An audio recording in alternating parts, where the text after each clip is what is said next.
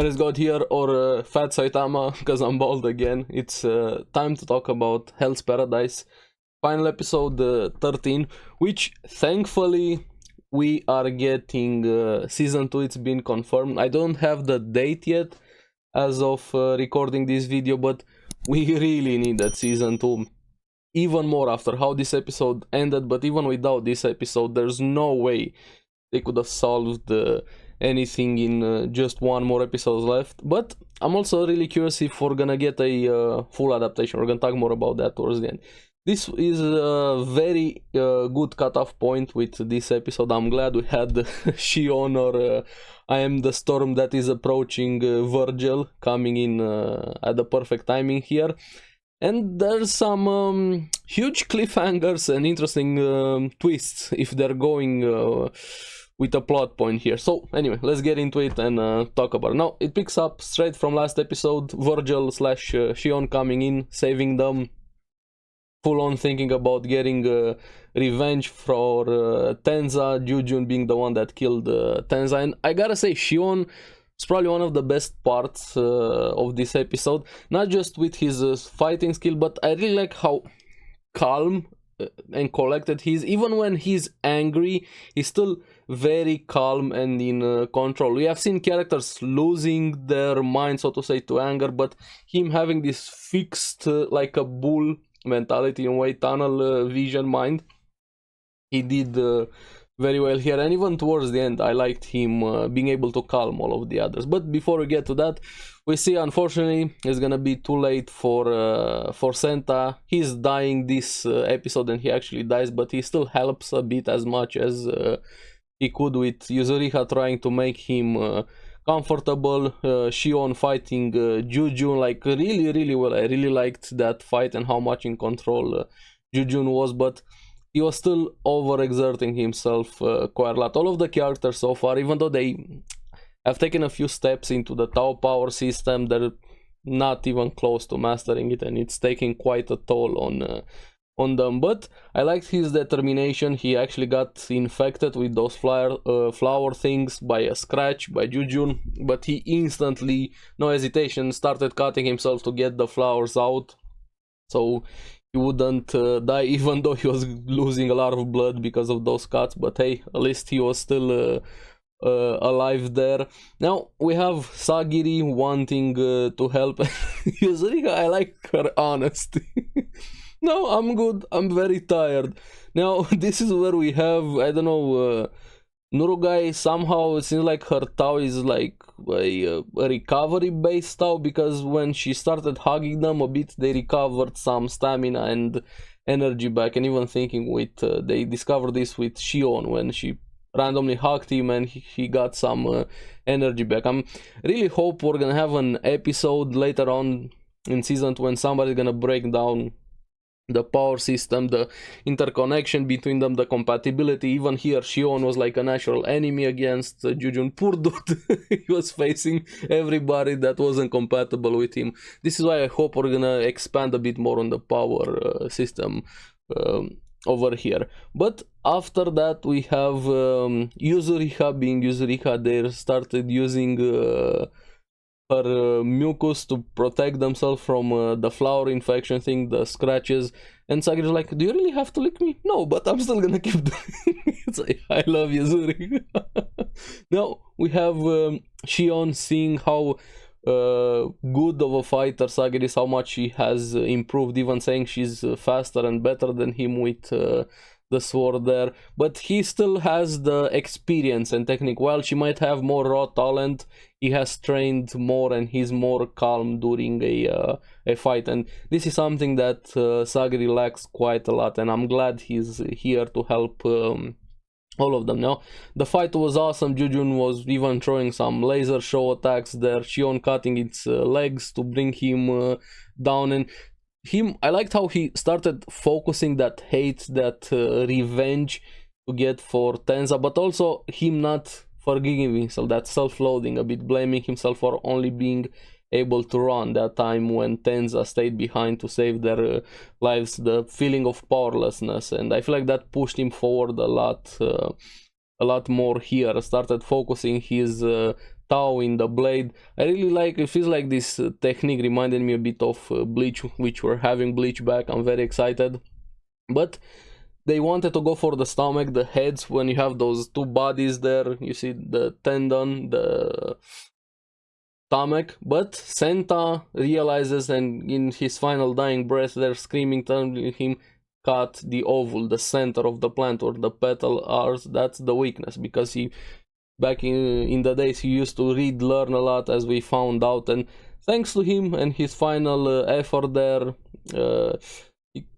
gives Shion a better chance of winning the fight, and he actually cuts that center there, wins the fight. But what I liked, while Shion was awesome, I liked Jujun's reaction. While they cut inside there, you see him, his face, a bunch of his heads there, feeling impressed. I was not expecting him to be impressed by Shion, even complimenting his Tao and saying how refined it is, and thanking him, saying, I waited 1,000 years to see this. Thank you. I wanted to show one of the other Tensen, I forgot that guy's name, that he wanted to show what he witnessed here. So, like, there's a lot more to the Tensen than just being evil and wanting more Tao and things like that. I really liked this death here from Jujun, his last words. But now, after they win the fight, we have Senta actually on his last breaths there, dying, and there was a semi way of saving him, but Yuzuriha, I liked how realistic she is, and she made really good points, which I agree with Sagiri saying they wanted to save Senta in a way, or slow down his process of dying there. Yuzuriha wasn't willing to give up all of her resources to do that, and she said, hey, we should focus more on Shion. Senta, there's no way, even if we save him and he's still gonna be wounded, there's no way we can take care of him, get out of this alive. And those are very, very good points, and I'm glad they went with Shion. While I like Senta in that situation, and in a series like this, yeah, I don't see how they could have actually kept him alive there. Now, Yuzuriha gives him some last comforting words to Senta, telling him, hey, it's okay to let go, think of what you love, anything, accept the fate is what it is, calming him a bit. But I don't know if she realized, maybe she did realize a bit, but the one thing he left, besides all of his books, research and anything like that, he was so happy, and this that scene felt like something very beautiful and sad at the same time, with him dying happy in her arms, in the arms of the person he admired, showing how much she meant to him. Even though it was a very brief meeting between them, they didn't get to know each other all that well, he still admired her quite. And this was a very beautiful and painful death scene, and show my respect, Senta, an awesome character here. Now, after this, Sagiri finally calms herself a bit, understanding what Yuzuriha meant there. That was the best option they could have went for, and she gets this new determination for all of them to finally survive together. Doesn't matter their rank, positions, criminals, assignment, guard, whatever. And I'm glad finally about that entire prisoner executioner on the side. While it works in the real world where you are right now on this island, if you don't work together, there's no way you're going to survive. Now, in the second half, we see a bit with Gabi finally waking up, and this is where things get a lot more intriguing, so to say. In a cave here, Tamiya carried him, he wakes up very confused, which we're gonna get to that. It's very, very important, because in the next scene we have Sagiri and the group, the others, find a house. Yuzuriha still being really cute. First thought was, let me get some change of clothes. They go inside there, they start teasing a bit Nurugai. After that, thanks to Shion, like I said, he would make the perfect leader here. Start discussing a bit the Tao, how it works, what they have to do moving forward, the risks to it. It's using your own life force. Everybody is gonna have different effects in a way. We saw Sagiri coughing blood. Gabi also had that, so there's a lot more, and even affecting the mind, which is the most important thing here. But I have to say, Yuzuriha just looks so hot even in this new outfit. Like, yeah, I love you, Zuriha. But the important thing also, there's no elixir. What are they gonna do about that? Now, Sagiri said she has faith there's an elixir because Gabimaru said so, thanks to his village chief showing them that he's immortal. Now, this is where things got very interesting, to say the least, thanks to Yuzuriha. I really like how she goes and starts breaking down everything. Think, okay, there might be something else to that. The village chief could have used an illusion just to deceive people, to give that false sense of power. This got me very curious here, because they started alluding, and I'm like, there's no way they're gonna go down that route with illusions, right? Deceiving people, manipulating memories. But then I was thinking, his wife has to be real, right? There's no way they're gonna mention that. And as soon as it went in my mind and I was going through thinking about that, she actually said it. They started going in that direction. Is his wife actually real?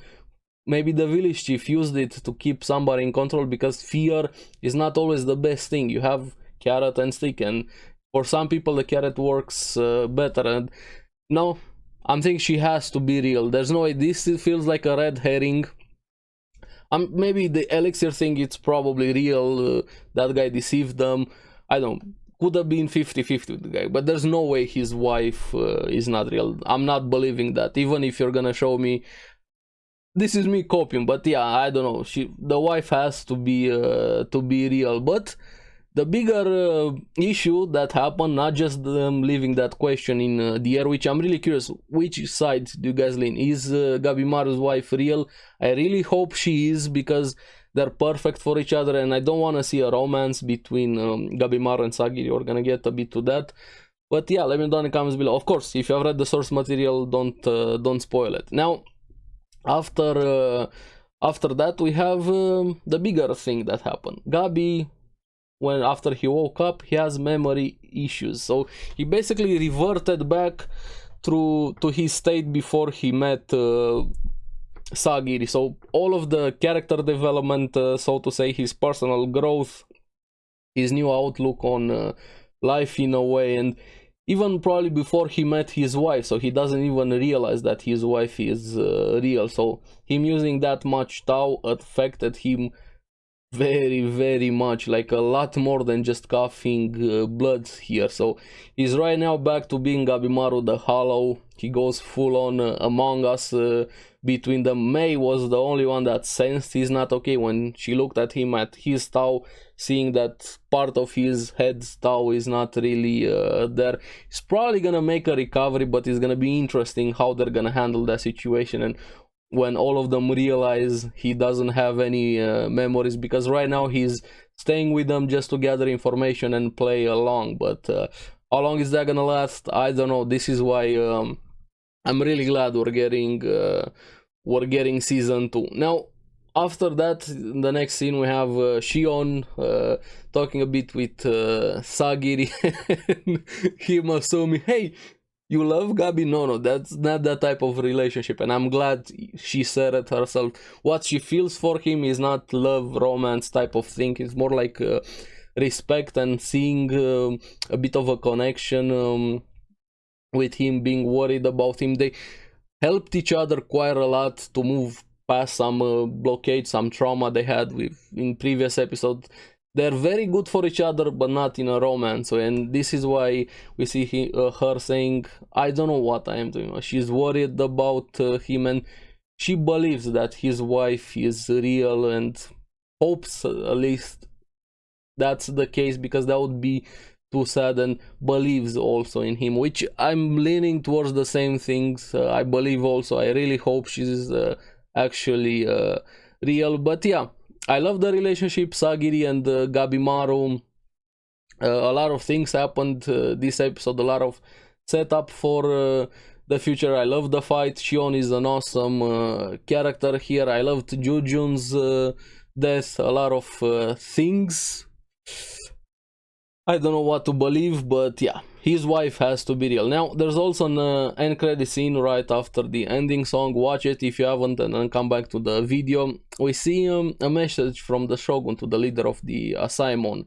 for them to be sent out again for a second expedition. So things are gonna get even more complicated. We're gonna have the Tencent, but also we're gonna have the Shogun interfering again, and I'm really curious what the Asaemon and the other criminals that they're probably gonna bring along are going to do. So yes, I'm glad we're getting season 2. It's very much needed, but I know the manga is ended.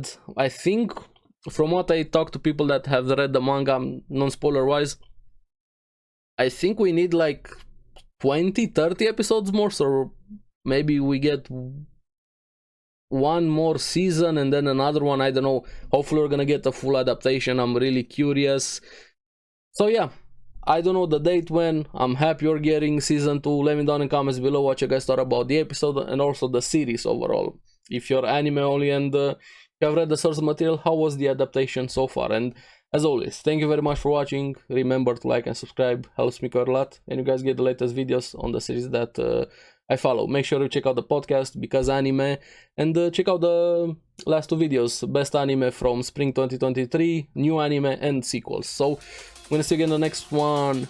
Bye bye.